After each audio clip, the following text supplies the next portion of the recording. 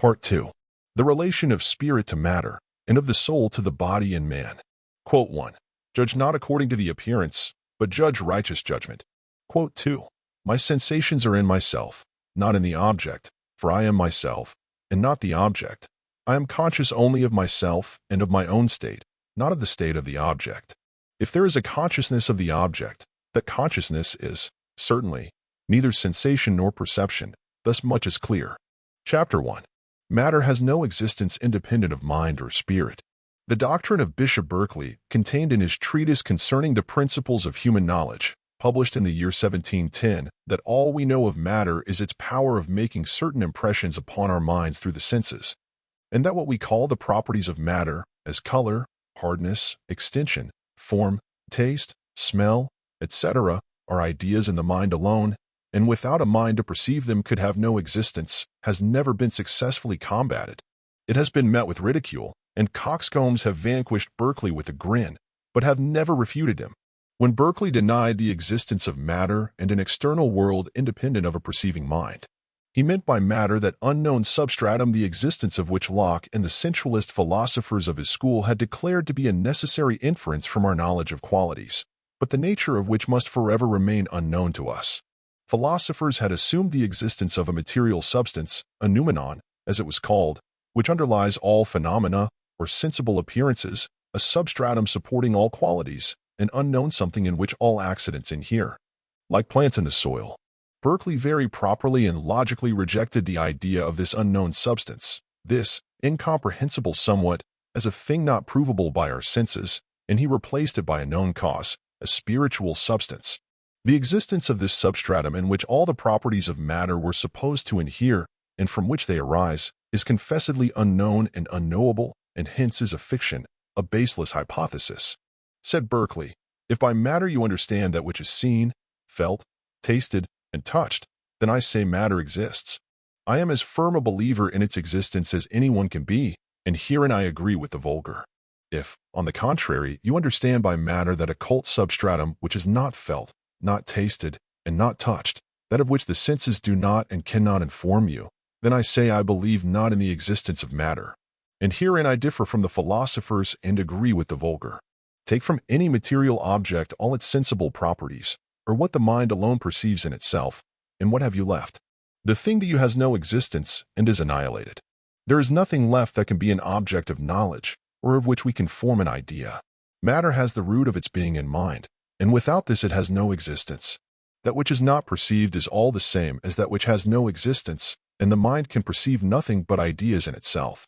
Thus, for example, a certain sensation or idea of color, taste, smell, figure, and consistence being observed together in the mind constitutes a distinct thing which we call an apple or an orange. Another combination of ideas we name a stone, a tree, or a house. But all that we have any knowledge of is in ourselves. In all perception, says Fichte, thou perceivest only thine own condition. All the properties of matter are now viewed by scientific men as only so many forms of force, as, for instance, color is a modification of light, and light is taken to be a vibratory movement of the ether. This may be true, but color is certainly a sensation or an idea in the mind, and where there is no mind there is no color. Hardness or solidity is only a sensation of resistance, and when we touch an object and say it is hot, will mean that we feel a sensation of heat. If, as modern science affirms, all the properties of matter are forma of force, and we go one step further, as we inevitably must, and show that all force is spiritual and all causation mental, then matter itself becomes only the manifestation of spirit, and mind the only real substance. Berkeley affirmed that there is not any other substance than spirit. Leibniz taught that all force is spirit. It belongs to the essence of the soul. He declared that the material universe is derived from, and owes its continued existence to, spiritual forces. He viewed matter as the externality of mind, the manifestation of force, the phenomenon of spirit. External nature, in his view, was an unconscious soul. In the transcendental philosophy of Kant it is demonstrated that space and time, which are the essential conditions under which matter is viewed, have their origin in the mind, and are only modes of thought, or subjective forms of sensation. According to Schelling, nature is spirit visible, and spirit is invisible nature.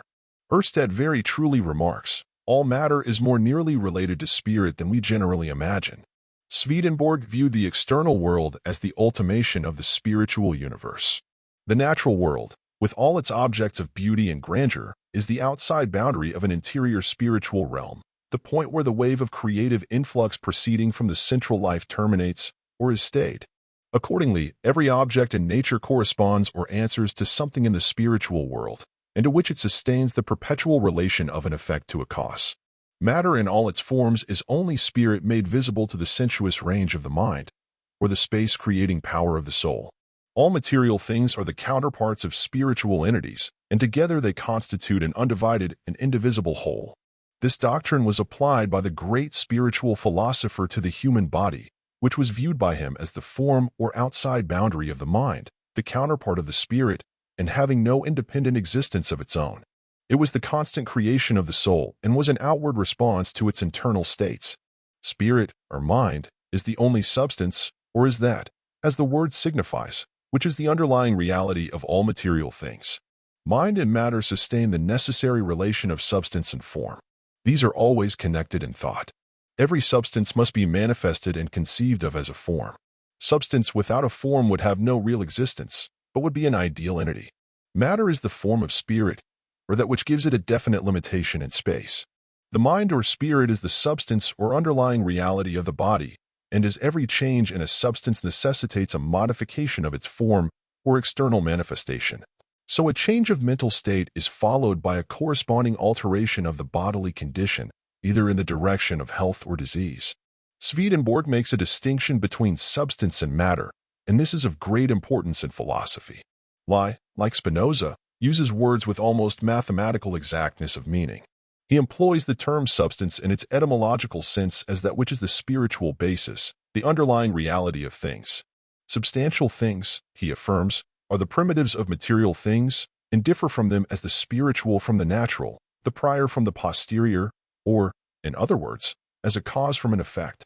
Aristotle introduced into his philosophy the same distinction, or, at least, one quite similar to it. He represented everything as having in itself both substance and form. The latter, as the Greek word signifies, is that which is seen. It is that which makes the former visible. Thus, form is the manifestation, the boundary, the limitation of substance, or, in the language of the Scandinavian seer, the ultimation of spirit. Matter is spirit made visible and tangible, or the externalization of mind. Ideas, as was taught by Plato, are the only real things. When projected outward by the mind, and viewed by the mind as external to itself, and upon the plane of sense, they become material things. Ideas are not mere mental conceptions, but real, spiritual entities. These are the realities that underlie all material and sensible objects. They are spiritual creations, and go forth from the infinite mind, and in their ultimate expression they are material forms. These are permanent so far as the material universe represents and expresses the fixed ideas of the infinite soul and of the spiritual world, and established and unchanging truths in the realm of mind. It is this that gives to nature its stability. With regard to the relation of matter to spirit, one thing is certain, that all we know of matter is in our own minds. All that is ever seen of what we call the visible world is not and cannot be external. Its externality or outness is only apparent and not real. This truth was demonstrated with great acuteness of reasoning by Berkeley and his contemporary, the Reverend Arthur Collier. What I see is not external. Vision is in myself, in my mind. One may see things beside ourselves or other than ourselves, but we certainly see them in ourselves. This distinction is well made by Lichtenberg in 1799. He says, to perceive things outside ourselves is a contradiction. We perceive only within us. That which we perceive is merely a modification of ourselves, therefore within us. Because these modifications are independent of ourselves, we seek their cause in other things that are outside, and say there are things beyond us. We ought to say besides ourselves, that is, we imagine these things in the space outside ourselves. This, evidently, is not perception, but it seems to be something firmly interwoven with the nature of our perceptive powers. The same is true of feeling. When I touch an object, it feels cold or hot, smooth or rough, hard or yielding. But all these so-called qualities of matter are only sensations in MO. Beyond those sensations, it is not possible for me to know anything of it. Even Sir William Hamilton admits that we do not see the sun, but only an image of it, and that no two persons see the same sun. He also affirms that we perceive extension only in our own organs and not in the objects we see or touch. He also admits that all the secondary properties of matter are only sensations in the mind. I do not mean by this to deny the reality of what we call the material world, but only to affirm that it has no separate existence, but is bound up in an eternal unity with mind, and if the realm of spirit should cease to be, the material world would instantly perish with it and in it. What has been said above may throw some light upon the remarkable assertion of Swedenborg that God creates the world through man, by which we are to understand that what we call the creation is a purely gerundive matter, God's perpetual act, and that he holds the work to man at every stage, so as to represent him always at his present point, and set upon him fitly to his present state. In this way the world is linked to man, and constantly made to represent him to himself. This may be the meaning of the saying of Protagoras, that man is the measure of all things. Akenside speaks of the charm that searchless nature o'er the sense diffuses, to behold in lifeless things the inexpressive semblance of himself, of thought and passion. The objects of nature represent the things of the mind, our ideas and feelings. The appearance of what we call the outward world to us is always, to some extent, a reflection of our inward states. This may be seen in its seeming changes from our varying moods of joy and sorrow. In the one case, outward nature seems to smile and wear a cheerful aspect. In the other, everything assumes a somber hue, and a pall of gloom is spread over the landscape. The music of nature and all its harmonious sounds are changed to dirge-like strains. Thus, God holds the world up to man as a mirror to reflect his inward states, and we continually, as it were, create the world in which we live, and mold it in harmony with our interior condition. This will be more fully realized in the world to come. It is very generally admitted that we do not directly perceive an external world, but only infer its existence from our sensations which are in our own minds. Dr. Thomas Brown, in his Lectures on the Philosophy of the Mind, admits that the MMD is conscious or immediately cognizant of nothing beyond its subjective states. But he assumes the existence of an external world beyond the sphere of consciousness on the ground of our universal belief in its unknown reality. Independent of this belief, there is no reasoning on which the existence of matter can be vindicated. The logic of the idealist he admits to be unassailable. Professor Perrier, in his Institutes of Metaphysics, affirms that matter per se, and the whole material universe by itself, is absolutely unknowable. This is the fundamental idea of his philosophy. Matter in itself, or without, that is, outside of mind, cannot be known. We can, he says, only know ourselves as knowing it, which is only another form of expressing Berkeley's doctrine that we only know an external world in ourselves. An external world has no existence independent of mind. All the objects of creation are in their inmost reality, as Hegel affirms, the thoughts of God, or, as young Stilling expresses it, essential, realized ideas of God, or, as it were, pronounced words of the creative mind. These ideas, which are the inmost reality of things, are in the divine mind as his creative thoughts, and are not perceived only as our thought of them is a repetition of the divine thought, or, as Malebranche has it, we see all things in God, or because of our union with him. Time and space are in ourselves, as Kant and Swedenborg both teach. We are so organized that when we think of things, they appear to us separately, that is, in space, and in succession, that is, in time. Tune and space have their origin in our own souls. Out of us and the being of nature, neither of them has any existence. Now, as every movement in the whole creation occurs in time and space, without both of which no motion can possibly take place, therefore all movements in the whole creation are merely forms of ideas in our souls, which do not take place in nature. All the objects of nature are phenomena or appearances, as Hegel, Fichte, Berkeley, Swedenborg, and all the idealists affirm.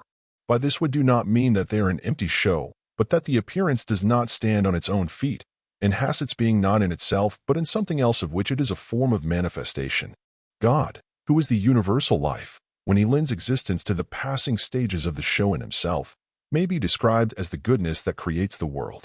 He is the all-pervading being or life, of whom the world is the phenomenon or manifestation. The same is true of the human body. It is the phenomenon of spirit, an appearance of which the soul is the underlying reality.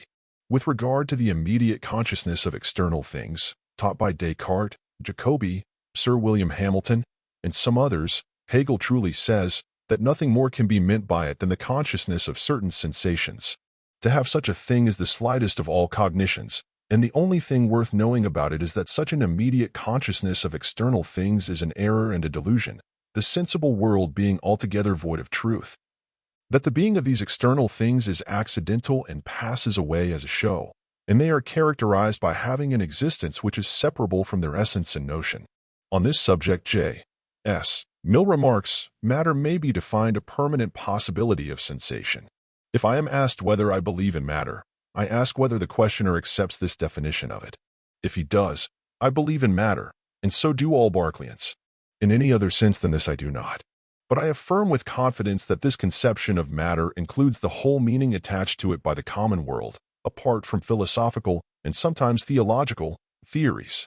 Says Reverend Arthur Collier, in the introduction of the Clavis Universalis, that in affirming that there is no external world, I make no doubt or question of the existence of bodies, or whether the bodies which are seen exist or not. It is with me a first principle that whatever is seen is. To deny or doubt of this is arrant skepticism, and at once unqualifies a man for any part or office of a disputant or philosopher. So that it will be remembered from this time that my inquiry is not concerning the existence, but altogether concerning the extra existence of certain things or objects, or, in other words, what I affirm and contend for is not that bodies do not exist, or that the external world does not exist, but that such and such bodies, which AI suppose to exist, do not exist externally, or, in universal terms, that there is no such thing as an external world. The above well-guarded language, which I adopt as my own, is equally applicable to the human body. It does not exist independently of mind, but is included in the being of spirit. It was the doctrine of Fichte, Schelling, Hegel, and Cousin that matter and mind in their underlying reality, or substance, are one and the same. Matter is only a phenomenal manifestation of mind or spirit. That the so-called properties of matter are only so many affections or modifications of mind, take as an illustration beauty and sublimity, which we attribute to various objects. Beauty is not anything that exists in objects independently of the mind which perceives them, and permanent therefore as the objects in which it is falsely supposed to exist. It is an emotion of the mind, varying therefore, like all our other emotions, with the varying tendencies of the mind in different circumstances. So of sublimity. The sublimity which we feel, like the beauty which we feel, is an affection of our mind, not a quality of anything external. But the same may be said of all the so-called properties and qualities of matter. There is in us a tendency to reflect our mental states upon outward things, or, in other words, to externalize them. We make things outward which are only so in appearance, and not in reality. We hold our hand near the fire, and say that the fire feels warm, that there is heat in the fire. Yet this is not strictly true. The heat is not in the fire, but is a sensation or feeling in our mind. As we hold our hand nearer to the fire, this sensation becomes more and more vivid, until at length it becomes painful. This is only the same sensation of heat intensified. No one would think of saying that the pain was in the fire, yet the pain is only a higher degree of heat. The same is true of the sweetness of sugar and the bitterness of wormwood. All the varieties of color are admitted by all philosophers to be only affections or modifications of the mind. It is not a quality of external things any more than heat or beauty is. None of the properties of matter, either primary or secondary, have any existence independent of a perceiving mind. Kant, admitting without question the previous doctrine of philosophers, that the mind has no immediate knowledge of any existence external to itself, adopted it without hesitation as a principle, that the mind is cognizant of nothing beyond its own modifications, and that what our natural consciousness mistakes for an external world is only an internal phenomenon, a mental representation of the unknown and inconceivable.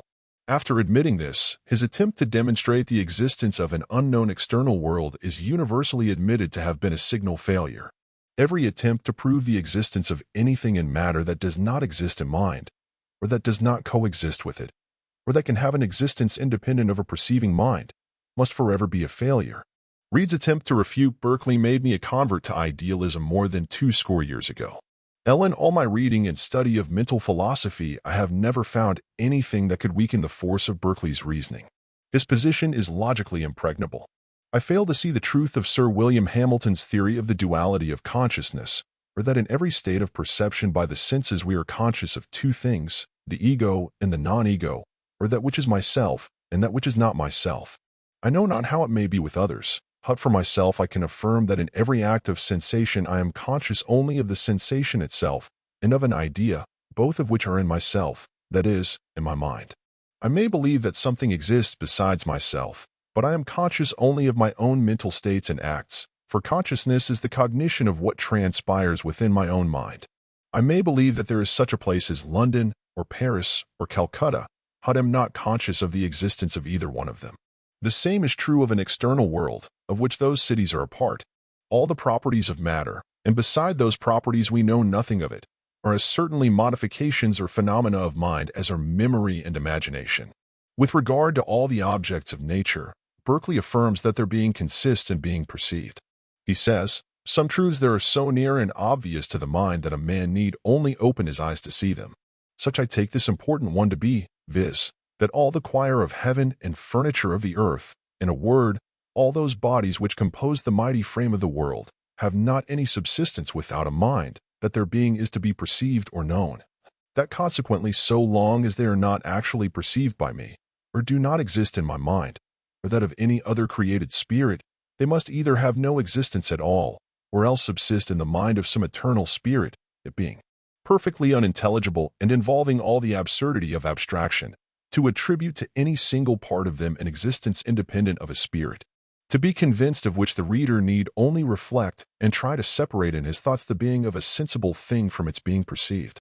The force of Berkeley's reasoning, to prove that all the qualities and properties that we attribute to matter are phenomena of mind alone, and without a mind to perceive them could have no existence, even Professor Huxley, one of the best representatives of modern materialistic science, cannot avoid feeling and admitting. I cannot perhaps better close this chapter than in his words, taken from the critique of Professor Eraser's edition of Berkeley's works, entitled Metaphysics of Sensation. Suppose that I accidentally prick my finger with a pin. I immediately become aware of a condition of my consciousness, a feeling which I term pain. I have no doubt whatever that the feeling is in myself alone, and if anyone were to say that the pain is something that inheres in the needle, as one of the qualities of the substance of the needle, we should all laugh at the absurdity of the phraseology. In fact, it is utterly impossible to conceive pain except as a state of consciousness. Hence, so far as pain is concerned, it is sufficiently obvious that Berkeley's phraseology is strictly applicable to our power of conceiving its existence, its being is to be perceived or known, and so long as it is not actually perceived by me or does not exist in my mind, or that of any other created spirit, it must either have no existence at all, or else subsist in the mind of some eternal spirit. So much for pain. Now let us consider an ordinary sensation. Let the point of the pin be gently rested upon the skin, and I become aware of a feeling or condition of consciousness quite different from the former, the sensation of what I call touch. Nevertheless, this touch is plainly just as much in myself as the pain was. I cannot for a moment conceive this something which I call touch as existing apart from myself, or being capable of the same feelings as myself. And the same reasoning applies to all the other simple sensations. A moment's reflection is sufficient to convince one that the smell, and the taste, and the yellowness, of which we become aware when an orange is smelt, tasted, and seen, are as completely states of our consciousness as is the pain which arises if the orange happens to be too sour. Nor is it less clear that every sound is a state of the consciousness of him who hears it. If the universe contained only blind and deaf beings, it is impossible for us to imagine but that darkness and silence should reign everywhere.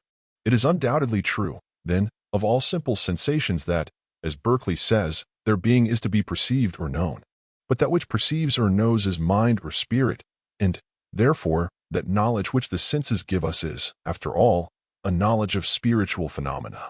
In another work, Professor Huxley admits that matter may properly be considered as a mode of thought. Professor Faraday, in a paper published in the Philosophical Magazine in 1844, avows the belief in the immateriality of physical objects. But if they are not material, in the popular acceptation of the term, what are they but modifications of the mind, or phenomena of spirit? If, on this admission, they have any existence, any reality at all, they must be ideas or sensations in a perceiving mind.